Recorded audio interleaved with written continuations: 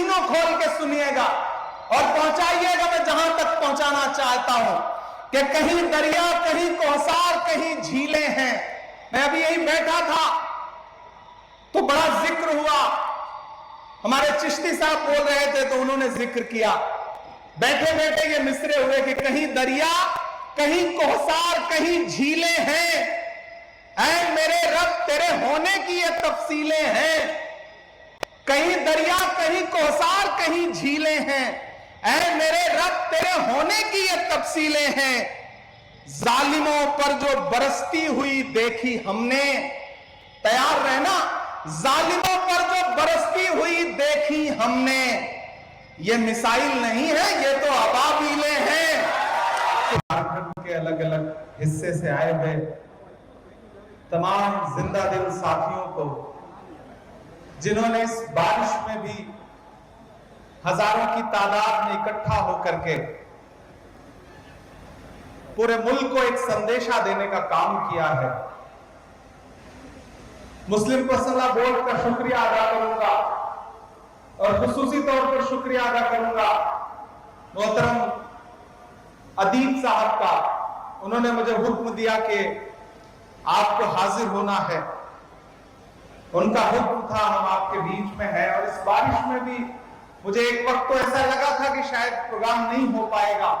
जब मैं एयरपोर्ट पे लैंड किया तो पता चला कि जोरों की बारिश है, लेकिन ये रांची है, न ये किसी साजिश से डरता है न बारिश से डरता है।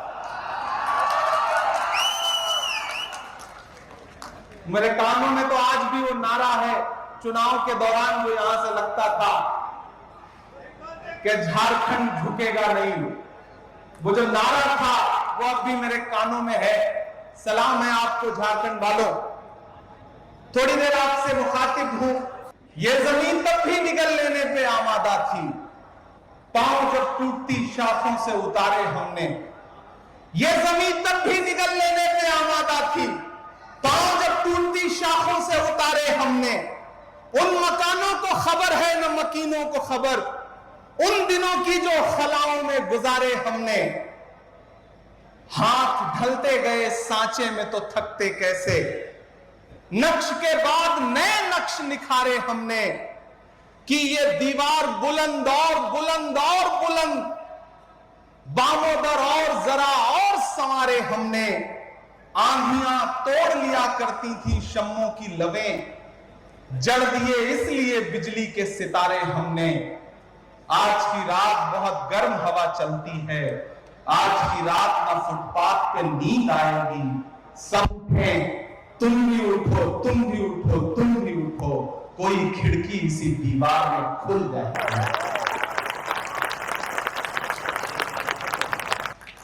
एक बिल आया देश की पार्लियामेंट में, और सिर्फ आया ही नहीं, चूंकि ताकत उनके पास थी, संख्या बल उनके पास था, वो बिल पास भी हुआ।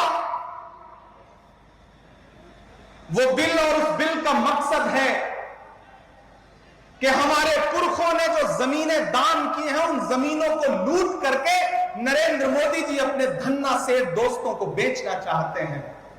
उस बिल का मकसद यह है, उस बिल का मकसद यह है कि आपकी इबादतगाहें, आपकी खानकाहें, आपकी दरगाहें महफूज न रह जाएं, आप उसी में उलझे रहें। आपने जो अपना जहन पढ़ाई की तरफ लगा दिया है, आप आईएएस बन रहे हैं, आईपीएस बन रहे हैं, इंजीनियर बन रहे हैं, वकील बन रहे हैं, डॉक्टर बन रहे हैं, तो एक सिस्टम है जो चाहता है कि आपका जहन उससे हटे और आप अपना सारा जहन इधर लगा दें, ताकि आप उस सिस्टम का हिस्सा ना बन सकें। इस सोच के साथ एक बिल लाया गया। मैं 3 साल से देश की पार्लियामेंट में हूं, मैं 3 साल से मुसलसल देख रहा था, कभी प्राइवेट मेंबर बिल के जरिए वक्फ रिपील एक्ट लाया जाता था। उसी समय मुझे समझ में आ गया था कि एक बड़ी साजिश रची जा रही है और वो बिल की शक्ल में आएगी। बिल आया, पास भी हो गया क्योंकि संख्या बल उनके पास था। लेकिन मैं इस मुल्क के विपक्ष के तमाम पॉलिटिकल पार्टियों को, तमाम मेंबर ऑफ पार्लियामेंट को इस मंच पर खड़ा होकर के सैल्यूट करूंगा, सलाम करूंगा उनको कि अगर लोकसभा में उस बिल के समर्थन में 288 वोट पड़ रहे थे तो उस बिल के खिलाफ में 232 वोट पड़े, जबकि देश की लोकसभा में मुस्लिम सांसद सिर्फ 24 हैं। 200 से ज्यादा इस देश का हिंदू भाई, दलित भाई, ईसाई भाई, सिख भाई अलग-अलग उस बिल के खिलाफ खड़ा था और पूरे दिन और पूरी रात चलने वाली पार्लियामेंट में सुबह 3:30 बजे वोटिंग कर रहा था उस बिल के खिलाफ लोकसभा में। यह है इस मुल्क की खूबसूरती, यह है इस मुल्क की गंगा जमुनी तहजीब। मुझे आज भी याद है, हमारे पंजाब का हमारा एक साथी है, मेंबर ऑफ पार्लियामेंट है, राजा वड़िंग, उसका भाषण सुनना, सरदार है वो, उसने कितनी असरदार बात कही है। मुझे फख्र है इस मुल्क की गंगा जमुनी तहजीब पर, भले ही उसको पामाल करने की कितनी साजिशें की जाएं, लेकिन जब राज्यसभा में अगले दिन यह बिल आया तो अगर इस बिल की हिमायत में 128 वोट पड़े तो अपोजिशन के 95 मेंबर ऑफ पार्लियामेंट राज्यसभा में ऐसे थे जो इस बिल के खिलाफ खड़े थे। और सुबह के 3 बजे बीमारी की हालत में सोनिया गांधी जी इस बिल के खिलाफ वोट करने के लिए राज्यसभा में मौजूद थी। हम ही को कातिल कहेगी दुनिया, हमारा ही कत्लेआम होगा। हम ही को कातिल कहेगी दुनिया, हमारा ही कत्लेआम होगा। हम ही कुएं खोदते फिरेंगे, हम ही पे पानी हराम होगा। ये जो साजिशें हैं इन्हें समझने की जरूरत है और डरने की जरूरत नहीं है, और आप डरने वाले लोग भी नहीं है। मैं पहला ऐलान देश की पार्लियामेंट में खड़ा होकर के आपके हवाले से बोल के आया हूं और पूरे मुल्क में जाके ये कह रहा हूं कि नहीं, ऐसा नहीं होगा, कभी ऐसा नहीं होगा, कभी ईमान का, कुरान का सौदा नहीं होगा। नहीं, ऐसा नहीं होगा, कभी ऐसा नहीं होगा, कभी ईमान का, कुरान का सौदा नहीं होगा। हमें तुम कत्ल कर दो, शौक से मंजूर है, लेकिन शरीयत के किसी मुद्दे पे समझौता नहीं होगा, नहीं होगा। लेकिन एक बात मैं यहां खड़ा होकर कहना चाहता हूं, मुस्लिम पर्सनल लॉ कोर्ट के तमाम जिम्मेदारान बैठे हैं, हमारे तमाम सियासी साथी बैठे हैं कि हुकूमतों ने आपको परेशान करने के लिए, आपको पामाल करने के लिए अपने तरीके बदल दिए हैं, अपने हथियार बदल दिए हैं, तो आपको भी लड़ाई के तरीके बदलने पड़ेंगे। आपको अपनी लड़ाई के तरीके बदलने पड़ेंगे, आपको अपनी भाषा बदलनी पड़ेगी। मैं बहुत जिम्मेदारी से यह बात कह रहा हूं और यह बात इसलिए कह रहा हूं कि मैं रांची में खड़ा हूं। यह वह सरजमीन है जहां तकरीबन 3.5 साल मौलाना अबुल कलाम आजाद ने नजरबंद रह करके गुजारा है। इन आबो हवाओं में, इन फजाओं में मौलाना आजाद की खुशबू है, यहां उनके एहसास है। मैं इसलिए यहां खड़ा होकर के यह बात कह रहा हूं। मैंने जब देश की पार्लियामेंट में अपनी तकरीर शुरू की थी तो उस समय भी मौलाना आजाद से शुरू की थी।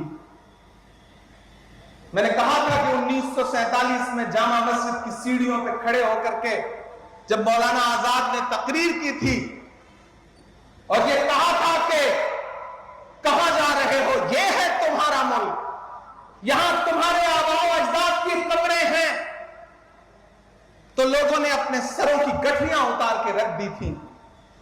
और आज उसी जामा मस्जिद की सीढ़ियों के पास सोए हुए मौलाना आजाद को फिर से सदा देनी पड़ेगी कि यह मेरी कब्र है, यह सरकार की जागीर नहीं है।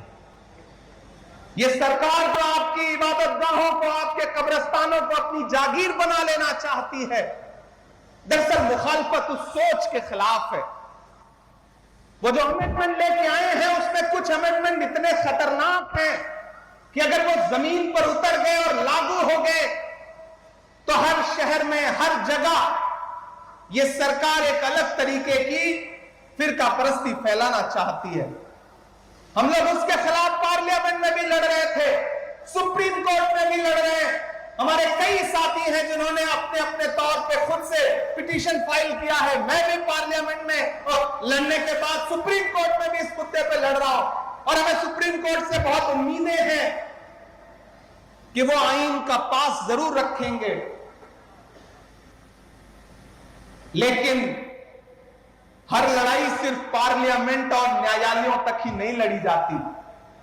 और मैंने तो पार्लियामेंट में भी छाती ठोक के यह बात कही थी। आज जो आप ये वक्फ का कानून लेकर के आए हैं, इसी ठसक और इसी जिद के साथ आप देश की पार्लियामेंट में सीए का कानून भी लाए थे और आपने ये कहा था कि हम दूसरे मुल्कों में बसने वाले हिंदू भाइयों को हिंदुस्तान में ला करके उनको नागरिकता देंगे, उनको सिटीजनशिप देंगे। लेकिन मैंने उनकी पोल खोलते हुए यह बात कही थी कि पिछले 10 साल में 2000 हिंदू भाई भी आपसे नागरिकता मांगने के लिए नहीं आए। इसके उलट 15 लाख हिंदुस्तानियों ने पिछले 10 साल में हिंदुस्तान की सिटीजनशिप छोड़ दी, दूसरे मुल्कों में जाकर के बस गए। यह अंजाम हुआ है उस कानून का। ऐसे ही कृषि कानून लेकर के आए थे, उसके फायदे गिनवाए थे पूरे मुल्क को उन्होंने। लेकिन आपको याद होगा, मैं सलाम करूंगा अपने देश के किसानों को कि उन्होंने दिल्ली की सरहद पर आकर के अपने तंबू गाड़ दिए। 700 किसान शहीद हो गए और एक दिन मजबूर होकर के देश के प्रधानमंत्री को अपने रूखे गले के साथ देश से कहना पड़ा कि हम कृषि कानून वापस ले रहे हैं। यह अंजाम हुआ उस कानून का। तो आप ये मत समझिए कि देश की पार्लियामेंट में कानून उन्होंने पास कर दिया तो अब आप खामोश होकर बैठ जाएंगे। नहीं, देश का आईन आपको ताकत देता है, आपको इजाजत देता है और आपसे कहता है कि अगर कोई कानून आवाम के खिलाफ है तो उस पर बात होनी चाहिए, एहतजाज होना चाहिए। और मुझे खुशी है कि पूरे मुल्क का मुसलमान एहतजाज कर रहा है और ये कह रहा है कि हम इस लड़ाई को छोड़ेंगे नहीं, इस लड़ाई को लड़ते रहेंगे। क्योंकि हम करें बात दलीलों से तो रद्द होती है, हम करें बात दलीलों से तो रद्द होती है। उनके होठों की खामोशी भी सनद होती है। कुछ न कहने से भी छिन जाता है एजाज़े सुखन, जुल्म सहने से भी जालिम की मदद होती है। कान और दिमाग और दिल तीनों खोल के सुनिएगा और पहुंचाइएगा मैं जहां तक पहुंचाना चाहता हूं कि कहीं दरिया, कहीं कौसार, कहीं झीलें हैं। मैं अभी यहीं बैठा था तो बड़ा जिक्र हुआ, हमारे चिश्ती साहब बोल रहे थे तो उन्होंने जिक्र किया। बैठे बैठे ये मिसरे हुए कि कहीं दरिया, कहीं कौसार, कहीं झीलें हैं। ऐ मेरे रब तेरे होने की ये तफसीलें हैं। कहीं दरिया, कहीं कौसार, कहीं झीलें हैं। ऐ मेरे रब तेरे होने की ये तफसीलें हैं। जालिमों पर जो बरसती हुई देखी हमने, तैयार रहना, जालिमों पर जो बरसती हुई देखी हमने, ये मिसाइल नहीं है, ये तो अबाबीलें हैं।